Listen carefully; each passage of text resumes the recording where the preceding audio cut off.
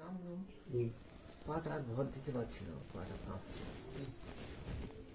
অনেক কষ্টে বাঁকার ভর দিয়ে আস্তে আস্তে একটু আগিয়ে গেলাম, এতে তো আর ভর দিতে পারছি না।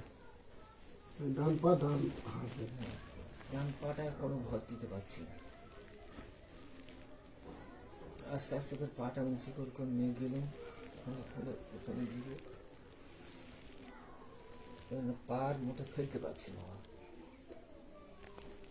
পা ফেললেও পা ভর দিতে পারছি না, পাটা কাঁপছে। ভর দিতে গেলে পাটা কাঁপছে। দেখেছো বাবা?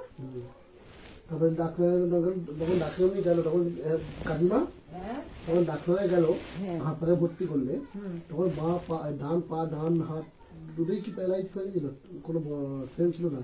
না, হাতটা কেমন চলছিল, হাতটা অল্প চলছিল, অল্প চলছিল, পাটা একদম না। এখান থেকে ওখানে বসালো, সব তাড়াতাড়ি ছেলেরা এলো, এসে আস্তে আস্তে দেখে দেখে পাপানো, আস্তে আস্তে যাও। বাবা খুব টান করে হাত দিত। দাও ওখানটা ওই আসবি, যাও আবার ফেরো আসো।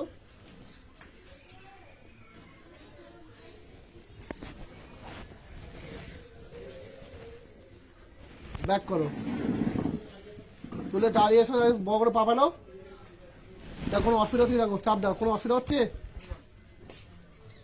আগে এইরকম ভাবে হাঁটতে যখন যখন স্বাভাবিক ছিল তখন হাঁটতে তো, আচ্ছা খুব ভালো। তাহলে পায়ে জোর করে সব পাচ্ছে, তাই তো? দেখি হাত তোলো, হাত তোলো, হাতের প্রতি তোলো, নামাও, তোলো, আবার তোলো।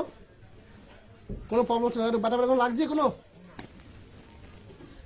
হাত মুঠো করো, আঙুল মুঠো করো, হ্যাঁ ঠিক আছে, ঠিক আছে, বসে পড়ো।